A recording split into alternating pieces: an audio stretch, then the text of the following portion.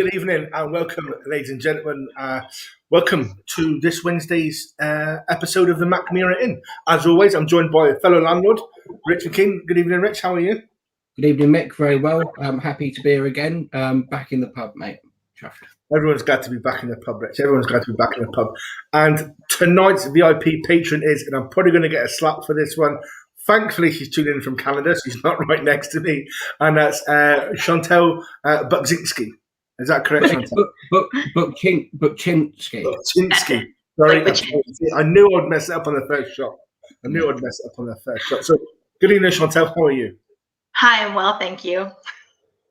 It's nice to be here. Glad you could join us. So, I suppose a bit of housekeeping first. Rich, what have we got coming up the next week or so? Yeah, we've got one of our monthly core range tastings tomorrow. So you've got our 4 core range whiskies, and the fifth being our seasonal, which is the Bjork Sav that you can see here, our Birch Sap wine cask whiskey. So that's it. So that's something that if you have a pack, looking forward to seeing you tomorrow night, and say hello to us in the comments.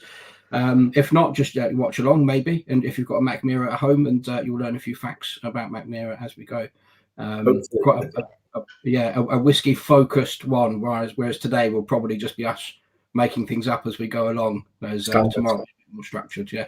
And then next week we've got Sarah Temple, aka sort of whiskey smoggy from various forms of social media. People will know her from, and her whiskey fudge and blog and things as well, coming to join us as our next VIP patron as well.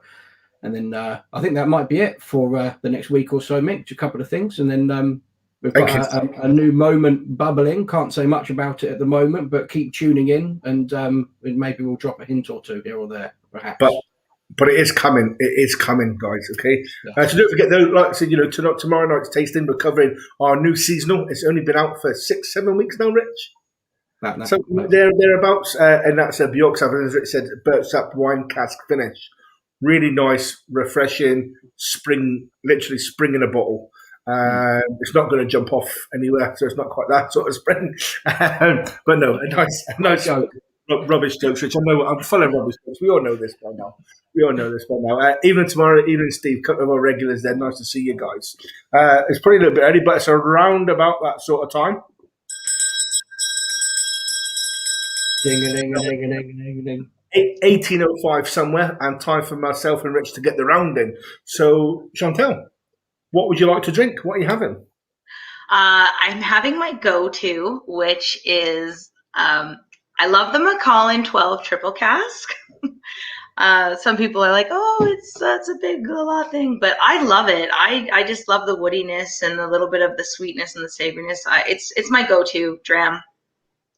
Nice. Yeah. Awesome. Yeah. Everyone needs a go-to dram, Chantaille, at the end of the day. You can't, not every single drinking experience needs to be one full of essential attacking. You have to spend 20 minutes on a dram and stuff like that. Sometimes you just want to sit back, kick your shoes off, and just have a nice dram and not have to worry about it. So everybody needs a go-to. Nothing wrong with that at all. Yeah. Exactly. So Rich, what are you having this evening, sir? Yeah, I've gone Svensk Ek. Svensk Ek, Swedish oak. It was warm this afternoon, so I was feeling sort of spring summery, and then it's just gone very cold in the last hour or two. So I thought I'd have something a bit more of a warming dram. So lots of sort of caramels and spices and things with this one. So just to warm the cockles up a bit. And Mick, I assume that you've gone for something rather fancy fandangled, as you always have. As always, Rich, I like to start with a nice long drink to start off with. And today in Glasgow has been mainly really horribly cloudy. But for the past hour and a half, the sun has put his hat on and come up to say hello. Yeah, I think it's moved up from you, Rich, up to me. So thanks for that, buddy. I do appreciate it. So I've gone for, made myself a watermelon Collins. So again, it doesn't always have to be about whiskey. So obviously at Mackmyra, we also make gin as well. We've got 2 gin expressions, a lab gin and our creator gin. And so I've used 2 parts lab gin, 1 part watermelon liqueur, a wee 15ml, or half a part-ish of lemon juice, a teaspoon of runny honey, and topped up with soda water, and as standard, a mint garnish. from the ever-growing mint plant in the kitchen. On paper, that sounds most agreeable, Mick. I would say it does sound. But I didn't realise that you're a person that kept watermelon liqueur just in the house. Rich, so you said about it before coming on about the bitters and stuff. So mine got back last year when we were doing the cocktail shows and we were doing this at Never and was putting together sort of stuff from the Mackmyra Serves document. Right? Let's try these and get customers trying these and stuff like that. Mate, I went out and I bought a ton of just like every month when we get paid, like, okay, I'll get those ingredients, I'll grab those ingredients and stuff. And it's over the past year and a bit, it's built up. Mate, I made a list of it yesterday and put it onto a local bartenders group. So I got like loads of really good ideas to make cocktails with all this stuff. Because I'm looking at it and going, what the hell am I supposed to do with all this? Like, no. So I've got lots of ideas. And that's the Watermelon Collins coming on one of those. So I've got lots of cool cocktail stuff now, Rich. So very nice. Maybe we'll do that going forward. But anyway, a nice long drink for hopefully a nice long chat. Not too long, no, guys. So standard practice. We'll go for about an hour. We'll do a half time, get the second round in, and obviously we'll finish off with last orders, and we'll see how the chat and the flow goes. But first of all, shut my mouth up and let this lovely woman talk. Chantaille, welcome. Thanks for joining us. Thank you. Tell us a bit about yourself, please, pal. Yeah. When you first asked me who's Chantaille, I was like, oh, I had to take some time to think about it. So I like to start stories from the beginning. I am from the west coast of Canada. I grew up along the Pacific Ocean. So I like the beach combing. I like all the seafood, all that good stuff. It's very popular out west. I grew up initially in Prince Rupert, which is in northern British Columbia on the west coast near Haida Gwaii. So I had a lot of really that beautiful First Nations culture while I was growing up. And then I moved down to Victoria, British Columbia, which is on the southern end of Vancouver Island off of the west coast of Canada. And the weather's perfect. There's sunshine all year. You can golf 12 months of the year. It's just lovely. I joined the Navy when I was 18. I had been in Air Cadets before that for a few years. And I began like the officer of the watch, a little bit of warship navigation, which was just splendid. I just loved my time at sea. And then after that, I went into intelligence and became an analyst and did that for about a better part of a decade. Like a few people, I'm one of the medically retired veterans now, a lot younger than I'd prefer, but it's good. They're taking good care of me. And then I decided, well, what am I going to do with my life? So I decided, maybe I'd start a whiskey blog. And here I am. Fantastic. Yeah.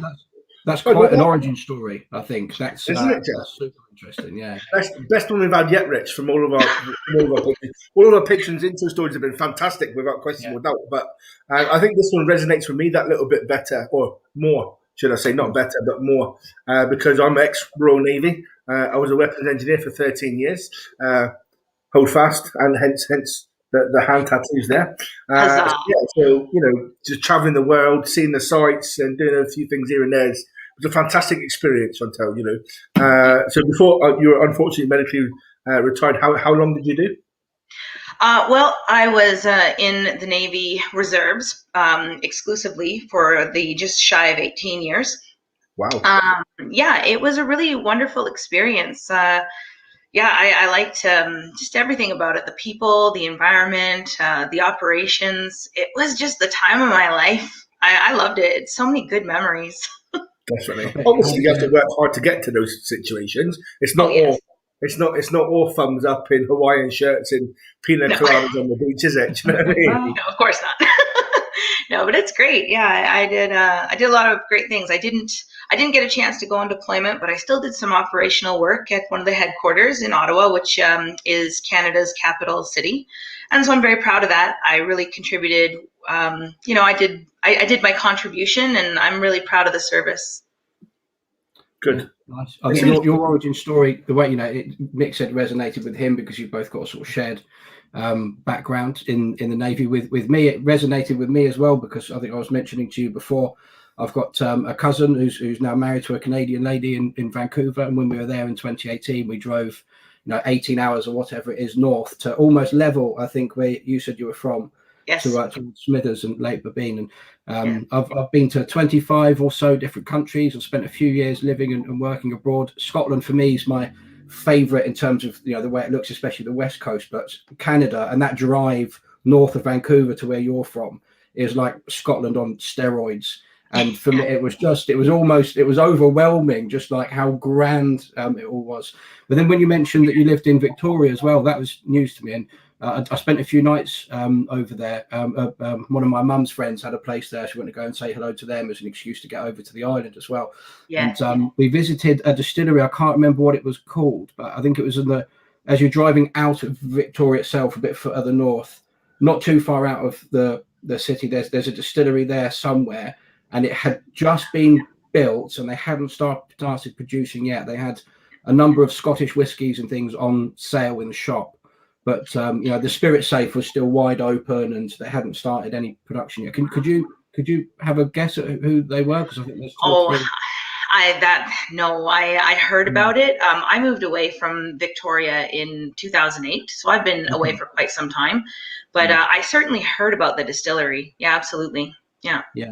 I think it was very exciting seeing something that was. I look forward to going back when it's actually producing and might have something to try and things as well. I think that'd be a good thing to circle back. Yeah, the micro distilleries are great. I love micro distilleries. Yeah, it's nice to get the different regional flavor profiles and just to see what the micro distillers are up to. It's awesome. I love it. And one of my passions, my goal, I'd love to interview every distillery in Ontario. I'm on my way. Got a few down, got a few more to go.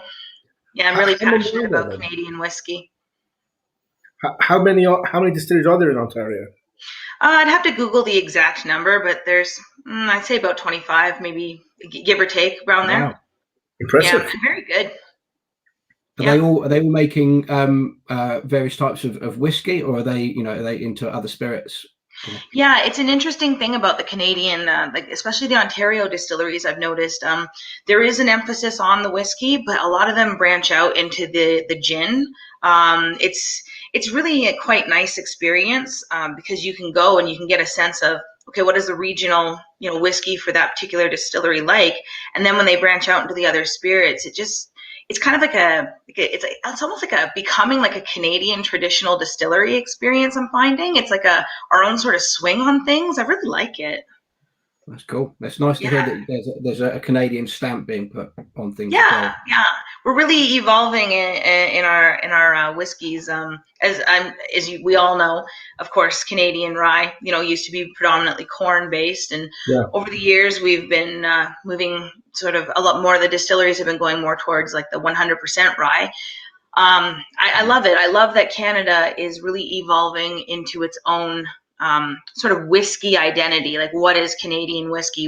Where coming from where we've been to where things are going, and it's just lovely. I mean, some of the drams they're just amazing. Like, Canadian whiskey is really quite good. I think developing that identity, and I know that Mick would agree with me, is very important to do so. So when we started, when Mackmyra started in '99, we were the first single malt producers in Sweden, and they saw it, the founders, as their responsibility, I would say, to sort of try and set a few precedents and to be Swedish as opposed to just another distillery that makes whiskey like Scotland does. To have a Swedish stamp on it. So we use it's all Swedish ingredients, and as much as we can use sort of Swedish sort of engineering and workforce and whatever it might be, and innovative and climate smart, which is a big part of sort of Swedish culture as well. I think we might have just lost Mick. He's probably going to top up and get some more watermelon. Watermelon stuff into his cocktail, perhaps. So I'll say part of what you do in whiskey. I think we touched on it very briefly when you were talking about things at the beginning. Is Women's Whiskey World? Could you tell us a little bit more about what that is, how it came about, your involvement in it? Yeah, well, I am the sole founder of Women's Whiskey World. I'm the sole author.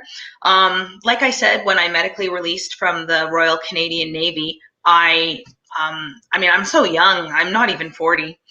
And it was a really big question. What am I going to do with my life? Like, you have a lot of time when you're medically released. You need something to fill it, right? Yeah. So I love hobbies. I've always been into little hobby clubs, be it, knitting or crocheting or weaving or beading or whatever. And I used to, just as a personal hobby, be really interested in wine, and I got a little bit into beer. And I remember in the Navy, in the, say, mess events, people would offer me a little whiskey. And I thought, okay, I'll try this. And then there is a whiskey club here in Kingston I joined. And it's something that became like enthusiastic. And then I have a Bachelor of Science in Biochemistry. And I started to do a little bit of research behind how whiskey is made. And that's really when my passion flared, was when I discovered the scientific side of whiskey and just the history. Because I'm second generation Scottish Canadian. Something that not everyone around the world realizes is there is a lot of people are very proud to be of Scottish descent in Canada. It's actually very popular in our country. So I'm very proud. Like, my great grandma was born in the Orkneys. My grandma, born in Scotland proper. So it's for me, Scotch. Scotch was what I first got into. So that was really about the history of it, interested in my family's history a little bit, and really ultimately the science behind it. And then, of course, as we know, traditionally, whiskey has been marketed as more of a man's drink. And we all know that that's not true. A lot of people like whiskey. We all do. And so when I first started my blog, I asked myself, okay, well, what am I going to call this thing? I don't know. And I guess I just thought, well, Women's Whiskey World, it's about creating like a safe space. It's for all persons. All persons are welcome, of course, but it's about creating that sort of safe and inviting space where women can feel comfortable engaging and discussing, their perspective in whiskey. Just like creating that safe environment. And then world was because I thought, am I going to do mostly the Scotch, or am I going to branch out? And I decided I wanted to explore whiskeys from all over the world. So that's really how the name evolved, Women's Whiskey World. Yeah. Yeah. I like the scientific side of things as well. That piqued my interest when you're saying that. There are so many people in whiskey with that background, with the same sort of education that you've got in there. Oh, yes. And I've always been quite envious of these people who managed to choose to study something so early and have ended up being able to use it to work in whiskey. And I wish that I'd had the foresight to do it. Mick, you've got an engineering background, so you've got a bit of technical know-how and expertise with it. Well, I could fix the stills and the pumps and stuff like that, Rich. Do you know what I mean? From that side of life, and the control systems and things like that, not a problem. But the actual chemical element, that's some high level stuff right there. Do you know what I mean? But it's some of the most interesting part of it as well, is learning about that. For sure. So Women's Whiskey World. So how long has the blog been going? When was it that you started up? I've been doing it about 2 years now. Okay. And so that's it. That's me. Yeah. So what I do, when I first started, I was kind of course, I wasn't really sure how I was going to develop my blog, because it was something new. I was exploring me and exploring, the whiskey world and all that. So when I first started, I decided that what I would do was blog about things I did not understand about whiskey. So it was a way of learning. So it was an educational process for me. And I thought, maybe if I don't know this stuff, maybe there's other people who also don't know this stuff as well. So what I did was, so I would just research whatever, like curious, let's say sherry cask finishing. I'd be like, I don't know what that means. So I would go on Google and I would look up, what does sherry cask finishing mean, and then I would read about it, and then I would write about it and I would publish it. And that's really how I got started. And I was surprised. How positive the feedback for that was. I assumed, everybody knows this stuff. It won't even be that interesting. It'll be mostly for me. But in the end, it turns out that in some ways, that's actually what I'm finding people are the most interested in, are those details behind the whiskey making process. And I got a little bit into the organic molecule side of things. So there's a couple of, like on my blog, what you just showed there, there are a few scientific articles that I was able to find throughout my research process. So I've been able to share things such as the ethanol barrier on the top of your whiskey glass. So I'll get my dram here. Mm-hmm. So on the top here, there's an ethanol barrier. And what happens when you add water to your whiskey glass, it's like opening a door. You open the door by breaking the ethanol barrier. And what happens is that the molecules are actually like the flavor and scent molecules. They're actually able to reach your olfactory senses, like in your nose, and coat your palate better. And this article that I found indicated that scientifically, apparently 27% ABV dilution is the ideal dilution for being able to smell as well as taste all of the organic molecules within your whiskey, which I thought was just absolutely fascinating. So I tell as many people about that as I can. I think it's brilliant. I couldn't agree more. I'm sure that Mick is having technical issues as opposed to thinking that wasn't interesting, because he and I... Oh, I'm getting a bit of feedback there. Oh, are you? We're okay on my end, just so you know. Might be okay. It might be okay there. I think we're okay. But that ethanol barrier, the door opening up, I think that's particularly interesting. I like the geeky side of it. And when we've had a few bloggers, on before, like come to join us at the inn, and everyone has their own sort of style and the way that they go about things. So Mick's partner in crime that he does his podcast with also has a whiskey blog. When he came on and joined us, he was talking about, he likes, as do I, amongst other things, but he really likes like the stories, the lost, forgotten stories about certain distilleries, and if you can find like a human interest piece about them that was in the 60s when, one distillery changed ownership into another hands, or and some of the wood policy changing and the reasons why it did, and what that means for whiskey today from that certain place. Other people who like just sort of going in and purely talking about the flavor and things that you could find when reviewing whiskies.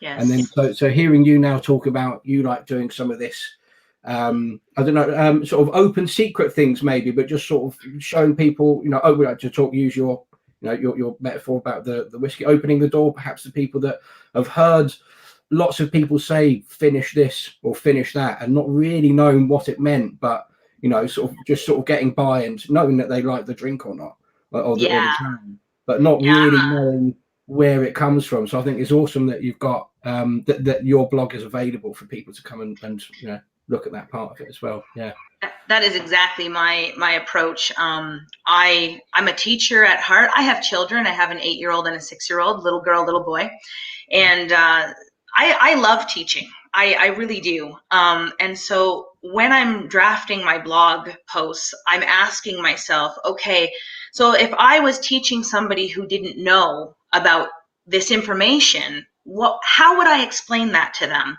And it doesn't matter what I'm typing or blogging about. It doesn't matter. I'm always asking myself, how will this information be received by the reader?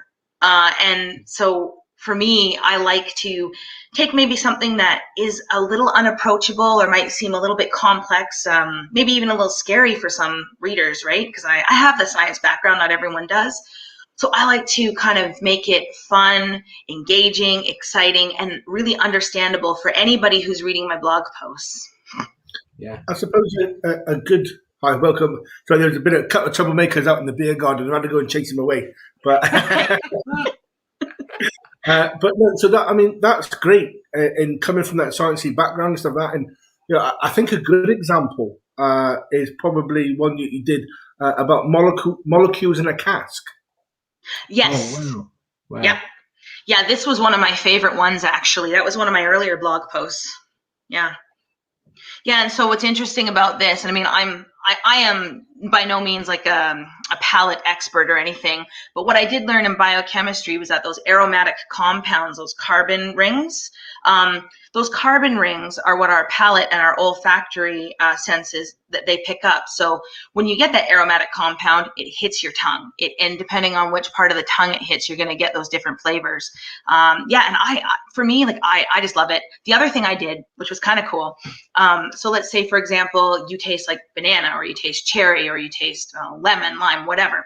I went and I actually researched the predominant organic molecule that creates that flavor in your mouth and in your olfactory senses. So like, for example, I think it was blackberry, if I recall correctly. There was something like 10 or 20 different organic molecules. And I'm like, I'm not going to blog about 20 organic molecules. So I picked like the top 1 or 2 and just said, hey, here, this is what's in your glass, and this is what flavor it produces, and put a little picture of the berry up, and it was fun. It's really, for me, like I have a great time doing it. I love it. It's my hobby. It's my passion.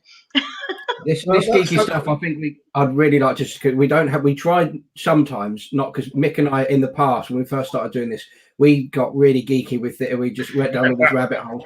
And we've been relatively easy on the geek front, I think, for a while, Mick. So it'd be nice, I think, if we could just explore this sort of geek corner a little bit more, because I can see how passionate you are about talking about this particular subject as well. So I think it would be silly for us not to capitalize on this, Mick. Definitely. And Rich, I think what we need to do is invite Chantaille back, and we'll do a Mackmyra Life proper geek corner section for it. Oh, yes. We've not done a Mackmyra Life in a while, have we? So obviously, Chantaille, we've got the Mackmyra Inn, which we run every week. It's a bit like a chopped down, fun to be part of, like magazine show type thing. Do you know what I mean?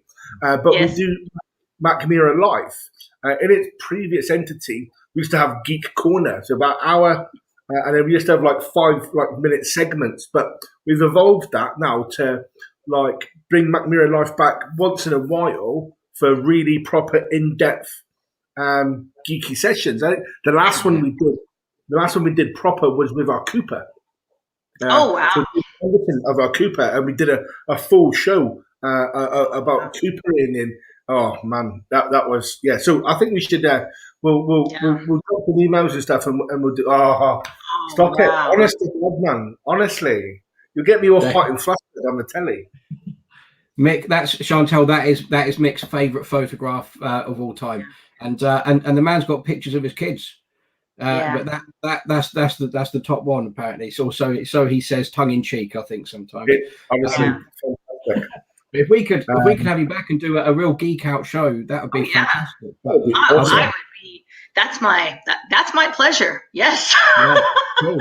Well, I'd like to explore this a little bit more now anyway, because I'm sure we'll have loads left to cover if we come back again. But a geeky thing that I heard, heard, whichever of the two it might be, some time ago is, you spoke about adding water to whiskey. There's all sorts of different things that can happen in a glass there. But one of the things that I thought was very interesting, we're talking about peated whiskey in particular and the phenols that are in there.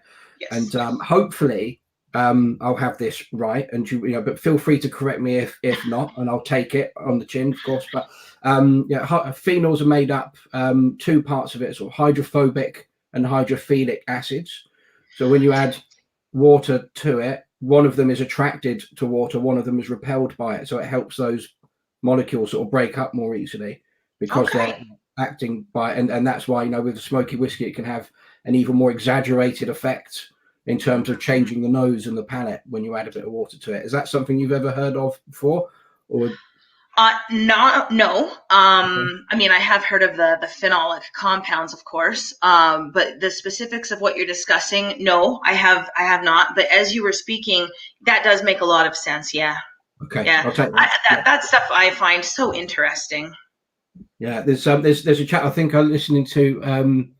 Gordon Motion of Highland Park and now Glenn Rothers, I think, was there. Is it Gordon Motion, the master whiskey maker, started Famous Grouse, then Highland Park and things? Let's say that it is. I'm sure that it is.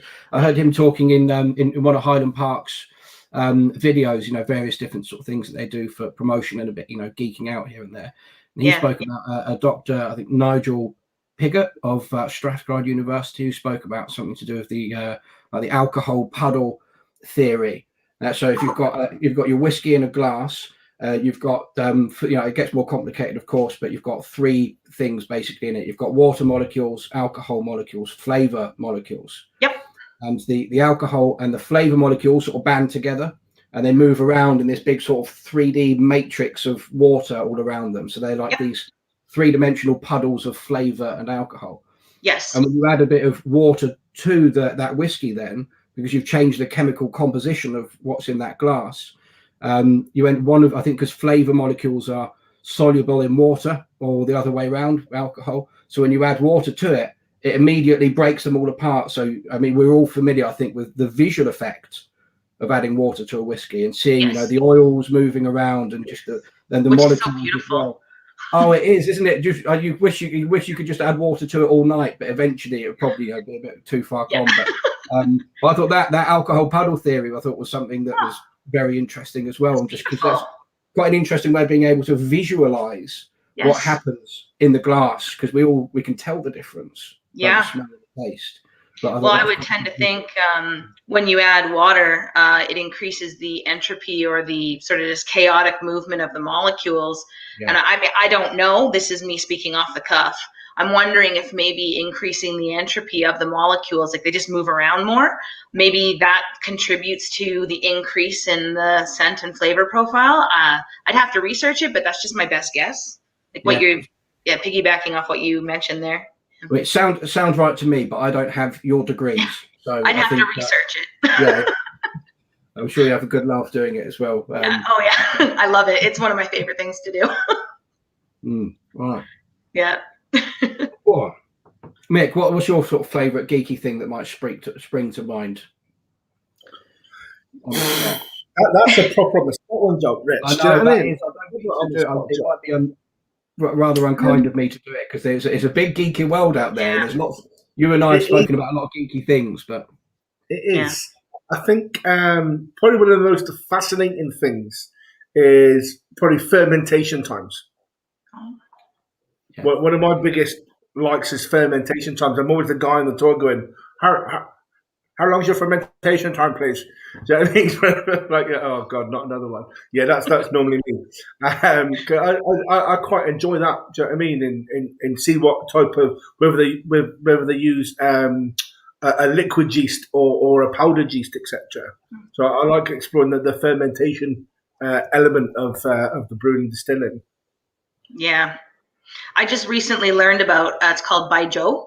It's the Chinese whiskey, and I'm not sure how to pronounce it, so I hope I say it right. But I think it's Q. It's Q-U, and there's a line over the U. That's how you spell it in English.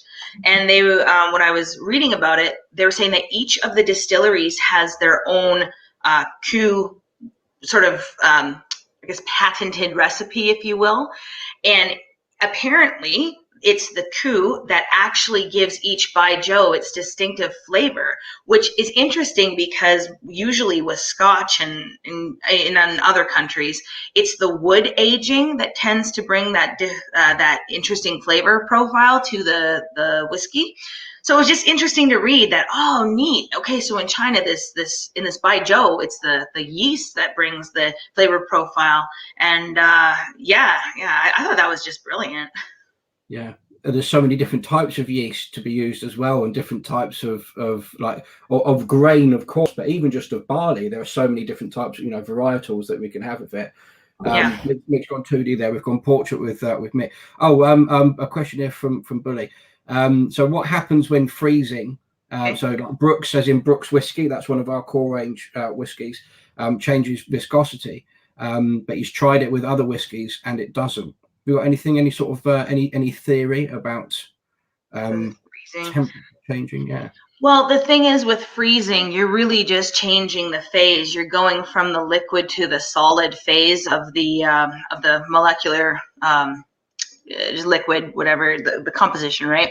So you're going to be moving like from the more chaotic liquid phase into the less chaotic solid phase. I think I might have some concerns in terms of whether or not thawing the whiskey might potentially change the flavor profile. Why that happens, I don't have any idea. There'd have to be I'd have to do research or learn from someone else. Why? I don't think so. Rich, this is probably my answer to my most favorite geeky bit in all fairness. What's that? Oh, go on. So obviously, I didn't invent freezing whiskey, right? So some companies did whiskey coming from the freezer. So Dalwhinnie Winter's Gold, for That's instance, what I was thinking of. Yeah, designed to be put in the freezer. And Diageo come out with the Johnny Walker one. Yeah, no, not that one. I can't remember. Yeah, that one. The bottle changes when you put it in the freezer and everything like that as well. But White Walker, not White Walker. That's the one, Rich. That's the one. So I put Brooks in the freezer. What was it, beginning of the year, back into last year, Rich? Yeah, about that. And I did it as a live on it because I didn't pre-plan it or anything. I just thought, do you know what? For the show, I'm going to put that in the freezer, and then got it out, and we spoke about it on the show. So my understanding of it, and it's a pretty basic understanding, right? Is obviously so with Brooks, it's 41.4% ABV. So out of that whole bottle, 41% of it is alcohol, and the other 59% is water. So when that gets frozen, the water is trying to freeze, but it can't freeze fully because of the alcohol going through it. So the 41% of the alcohol going through it, so it won't fully freeze. Hence, the viscosity changes because that water is still in trying to get to a semi-solid state by freezing. That's my understanding of it. Yeah, that makes sense. Yeah, but with that freezing, obviously we know that that does tighten up on the flavor, the fatty esters, the flavor compounds, basically. So you don't get much on the nose, and you get very, very little on the flavor, but you do still get some good higher point flavor profiles that you wouldn't necessarily get in its normal room temperature state. Yeah, and then as it starts to get warmer in your mouth, starts to defrost to a certain degree. Thaw out. Yeah, then those natural those flavors start to come back, but slowly. And obviously, the more predominant flavors will come in sooner than the not so predominant flavors. So you get a sort of a block by block sort of tasting as you go through it. That's my understanding. And as to Bully's question, why don't some of us do it? I don't know. That was the main part of it as well. I think that was. I would hazard a guess, maybe, and this would be, perhaps utter nonsense, but it depends the molecules that might be in there. If that might be more volatile, less volatile than other things. It could come down to the ferment. You touched on fermentation time. You're creating different types of chemical composition with the longer you ferment something. So we have a pretty long, in fact, rather long fermentation time. So we create lots of fruity esters and things as well, which is why we've got so much like orchard fruits and banana and things like that you can find, and a bit of tropicalness sometimes as well with our whiskey. So perhaps it works with Brooks because we've got long fermentation. That would be my educated or pseudo educated guess, sort of semi educated. Yeah, I'll call it our best guess at it, Chantaille. Do you know what I mean? It's no overcomplication needed. It's literally our best guess at it. No, it actually makes perfect sense, because if we're talking about the dilution of the whiskey increasing the entropy, which will increase the flavor and scent profile of the whiskey, then it makes perfect sense that when it's in, as you pointed out rightfully, not the solid, but the semi-solid phase, you're right, the alcohol would prevent the complete solidification of the liquid. Yeah, it makes perfect sense that it would have less scent and flavor when it's semi-solid, and it would blossom and open up as it melts. Totally. Yeah. Cool. Nice. Well, Bully, I'll say if you're going to go off and do some experimenting, perhaps make a record of what you do, and when we have Chantaille back to do a geeky show, we can we can revisit this maybe and see, you know, what we might have been able to find out in the meantime. I think that was an excellent question. It actually sounds like a fun idea for a whiskey tasting, walking people through the different phases. Yes. Yeah. I think let's do something like that. We'll go. That's it. Brainstorm. Let's do something like that. Right. Okay. So to lighten things up a bit, I think a bit later than normal, but we went down a rabbit hole as we normally do. Do you know what I mean? And we'll hit in for. It's about time Rich got his hand in his pocket and got the round in. You know, Rich, you just reached for the same thing that I reached for as well. Oh, exact same thing. Okay, yeah. Well, I keep a cooler. Exact same thing. I keep. It might be different, yeah. I think has he frozen? Have we got the same thing? We got the same. Yeah, we got. Well, we were talking about Brooks Whisky, and it was on my mind, and also it was the nearest one to me, and it was just 100%. You know. Yep. Oh, have I gone now? I think that was me. What a nightmare! Oh, I don't know. We're having a bit of a. We've not had a nightmare like this since we actually did the technology show at the beginning of the year. Just about to say the same thing. Yeah. So I'll tell you, we're not doing it right. So our first, Mackmyra live show at the very, very beginning of the year. So our first show for the year, of 2021. Yeah, we did a technology show. It was World Technology Day, and we thought we'd put our AI bottle in the spotlight, our artificial intelligence bottle in the spotlight. Oh, and we had, very interesting. We had all manner of technical problems for that show. Honestly, that's ironic. We did not have planned it like that. It was ridiculous. And then today would come back in. I would drop off, come back in. Our guest would freeze it. Oh man, it was murder. Quite frankly. And then today, well, my second dram, I'm having the 100% rye, which, as I mentioned earlier, is sort of becoming a bit more of a signature in Canadian whiskey, which I like. Nice. Yeah. So I think that'll take us on to a good next talking point then. Sure. And you've touched on it already, but let's talk a little bit more about Canadian whiskey. Yeah. Really. Obviously, we know a lot of Scottish people emigrated from Scotland to Canada. Yep. I take it a lot of them took that distilling knowledge with them, did they? Or I don't know for sure, but I would tend to think so. I mean, it just makes good sense. I know the cocktail, the whiskey cocktail penicillin, did derive from ex-fishermen, I think from Aberdeen, moving to Canada and then bootlegging some peated whiskey from down the coast down to New York. Oh, they wow. got away, during Prohibition, and they got away with it because they said it was medicine. Yeah? Oh yes, so I remember that story. I think it was Lefroy, right? So they managed to bootleg Lefroy down, Wow. and they said, that's medicine. Have a smell, right? Because of that big iodineness that you get from Lefroy, etc. Right? Yep. The police that sort of raided the boat, etc. Went, no one's going to want to drink that. And then that got into the speakeasies, etc. And that's how they made the penicillin. So a true penicillin.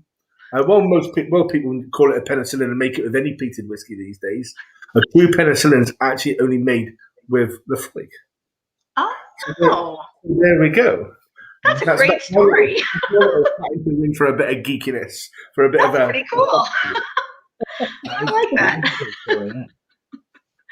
Oh, nice. I think that during Prohibition, quite a lot of whiskey was imported into Canada and taken across the border. I'm sure, if Mick, when I was gone, you might have said that, I think.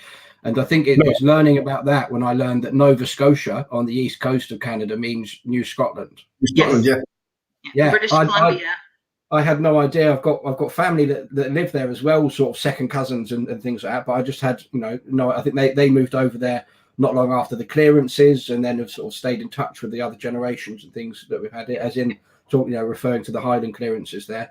But yeah, Nova Scotia had no idea it was, and I think Trader Park Boys, those chaps live there as well. I think British Columbia used to be called New Caledonia. Oh, okay. Oh, which is the Latin or Roman for Scotland as well. Yeah. There's a lot of Scottish pride runs very deep and very strong in our country. Yeah, good. Nice. We love the Scots. But Canada in Scotland, I'm going to use it in the very, very loosest sense of the terms. Are having a bit of an argument at the moment, though, aren't they? Particularly one distillery in Canada and the Scotch Whisky Association. Yes. Yeah. Do you know much about that, Chantaille? Yeah, I actually did some research after we spoke about it briefly, and I researched a little bit of Scottish property law, and of course the Scotch Whisky Association. As we all know, the basis of their lawsuit is Scottish intellectual property, and they want to maintain that Scottish identity in the Scotch. After reviewing a few online articles, my position is I do support the lawsuit from the Scotch Whisky Association against the distillery. I understand from a Scottish intellectual property rights perspective the consternation that the SWA would have with the name of some of the whiskeys coming out of that particular distillery. Now, this being said, I find it a little complicated that they would take issue with the individual's last name being on the whiskey bottle.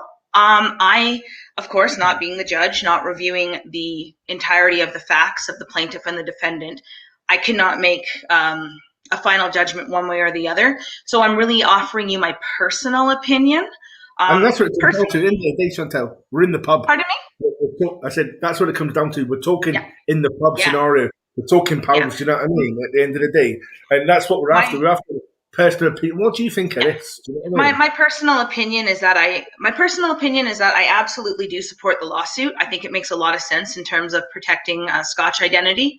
I do get that. My only, like I said, the only one point I have, actually 2 points. One would be his last name on the bottle. I mean, we'll have to see what the judge says. But the other thing is, I actually do, as a whiskey blogger, take exception to the name Caledonia. I would like to see it moved to New Caledonia. To me, if you review Scottish property rights law, and if you review the history of other SWA lawsuits, it actually makes a lot of sense that they would have an issue with having the word Caledonia. So if they're going to maintain Caledonia, I would actually like to see as a Canadian brand on that particular whiskey, New Caledonia. Because as a Canadian, I'm saying, even to myself, well, hold on a second. Caledonia is about Scotland, whereas New Caledonia is about British Columbia, the country I'm from. So as part of Canadian patriotic pride and in the whiskeys that our country is coming up with, I actually would be supportive of New Caledonia. Because to me, that speaks to Canadian whiskey and whiskey history. Yeah. I think on this Chantaille, pardon me? 100% spot. I think me and Rich are going to say the same thing. I think you're 100% spot on there. So it's not only the SWA, but White and Mackay, who are obviously quite a big distilling company with not just in Scotch whisky but in the world. They've obviously, them and the SWA are taking this lawsuit to Mackaloonies, basically Mackaloonies Caledonian, and looking at the pictures and stuff. I think if it said Mackaloonies New Caledonian, I don't think we'd be in this. I don't think we'd be having this conversation. All we'd be talking about is Mackaloonies whiskey, maybe, and that tastes quite nice or whatever. Do you know what I mean? I don't think we'd be having this adverse conversation. I think speaking, and again, and as Mick was there, we're speaking as individuals, of course, as you've stressed, about yourself and things as well. But I think every point you made there is I would be in agreement with it, because I think that's the to me the reasonable position. I have a lot of sympathy. We were speaking a moment ago, and you, Chantaille, about how everyone's so proud of their Scottish heritage, and you in particular, as well. So I can sympathise enormously with anyone who has that background, who would want to start a distillery and almost sort of celebrate that part of their background because it is part of their identity. But I think, and I'm not saying anyone in particular was doing anything particularly different here, etc., etc. But I think if you try and take that identity and spin it into making it appear as though it's from a different place, as opposed to part of your identity from where you are, I think that's a little, a toe or a foot over the line, maybe. I agree. Yeah. And I think that really in the spirit of the Canadian whiskey industry, I really would like to see a bit more of a, sure, let's celebrate our proud Scottish heritage that so many Canadians do have, myself included. I love that.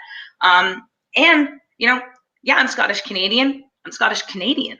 I'm very proud to be Canadian. I served with the Navy, 18 years under the Canadian flag. So I would love to see the whiskeys being produced to also really embody and inhabit that Canadian patriotic spirit. Sure, let's celebrate our heritage, but let's also remember who we are as a nation, and let's let our liquids, our spirits, celebrate that as well. Yeah, so totally. Like you said, the New Caledonia, I would be more comfortable with that. Small but an important distinction, I think. Very. Yeah. Just as you touched on that, sitting underneath the Canadian flag. Now, I know, and obviously you know, that Canadian ships are dry, as in there's no alcohol on board when you're sailing, etc. Apart from a Sunday tradition, when you're alongside, and I'm a big fan of this. I've got my own, not my own personal recipe I inherited. And that's a certain. I've had it a few times. I can see the smile on your face, Chantaille, because you know what I'm going to come up with. And Richard's like, "What on earth are these guys on about?" And that's moose milk. Oh, love moose milk. Yeah. Our Canadian tradition, a little different. We normally will have it at the New Year's levee, so New Year's Day, January 1st every year. You'll go into the mess and they'll have the moose milk. And it's really nice because every mess has their own sort of spin on moose milk. Yeah, I love moose milk.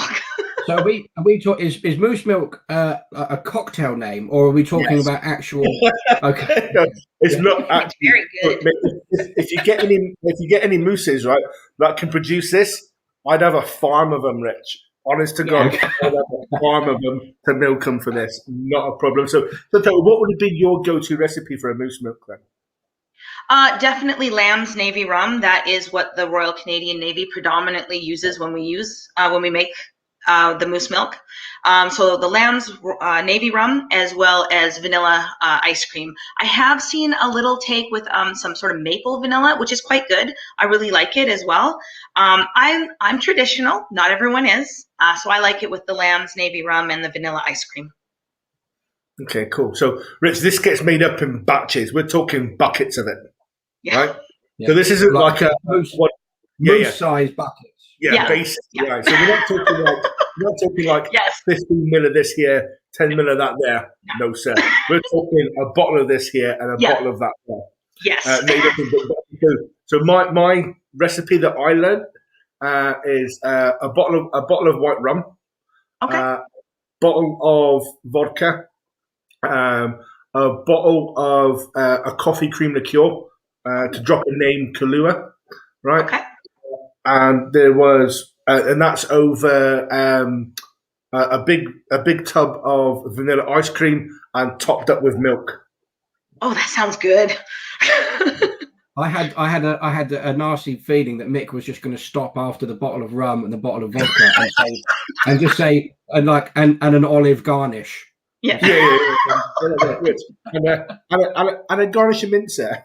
Yeah, and the mint, of course, the mint. I think the mint would go really well. So that's obviously like we both said that there's a few variations. A few variations on that, and I've made it myself being back home. But every time I've been in port, like a foreign port with the Canadian ship, on a Sunday afternoon, they do what's called a call round. They invite you down to the mess, and they would do a moose milk, which is phenomenal. Well, Bully's got a recipe as well. So Bully is a regular. He's also currently serving Royal Navy. So he's gone for Pusser's rum, vodka, coffee, ice cream, and milk. Yeah. Ooh, so sounds I'll good. go for the dark rum. Yeah. So he's a currently serving member of the Royal Navy. Oh, wow. Thank you for your service. So I think that brings us on. Where are my manners? I must ring the bell. Oh. So all you landlubbers out there, we know that's last orders. And so to take us out with last orders is our normal ending thing, is our whiskey scenario. So Chantaille, this question falls to you, my friend. Our whiskey scenario. What is your ideal whiskey scenario? What's in the glass? Where are you? And who are you with, if anybody? I would say ideally, well, I mean, in my dreams, it would be, of course, a large age statement. But realistically, probably just the Macallan 12 triple cask. I'd be at home with my mom and dad back in Victoria, British Columbia. We'd be sitting at the dining room table and talking, telling stories, and just enjoying a dram together. Nice. Yes. Yeah. Nice. I like that. Very simple, fairly achievable. Yeah, no, I like that. We've had quite a mixture of responses on this, Rich, haven't we? Oh, yeah? Yeah. We've only ever had one person. We've only ever had one person, apart from myself, that would be alone. Everyone else is with people, yeah. Oh, okay. Yeah. Mix was alone in a dark room with a glass of anything. Yeah. Yeah. Yeah, that doesn't sound terrible either. But he was, to be fair, you could ask anyone this question and it would be different week after week. And I think that week, Mick had had a bad week. So it was just, he wanted to close himself off from the world and just sit and stew for a little bit. We've had some people with some rather, I would say, I don't want to say maybe adventurous, but rather fanciful, elaborate, fanciful. Oh, really? Where they're with the, with I suppose the spirits of the folk like Nelson Mandela and people like that have come back and bending the ear of a character or two like that from and in other people, same as you, that have had something that's very nice and just wholesome and warm and and family oriented as well, which I think is just a lovely. At the moment for us, especially where I'm living in England, it's been a long time since we've been able to sit indoors and have a dram with anyone. Mick and I have never met. We've never had a dram together. We've had lots of drams together doing this, but never in person. So I look forward to that. Would it be my ideal scenario? I think if you ask me right now, Mick, I'd say yes, because I'm feeling sentimental. Yeah. I mean, it's always, it would be nice to share a dram with some of the, master distillers at some of the larger distilleries. I mean, of course, that would be amazing. But yeah, I think what really cuts home for me is family, friends, people, it makes me, whiskey makes me sentimental. Yeah, I think doesn't it all to most of us, I would say, as well. Yeah, definitely. Okay, so I think we'll wrap it up there.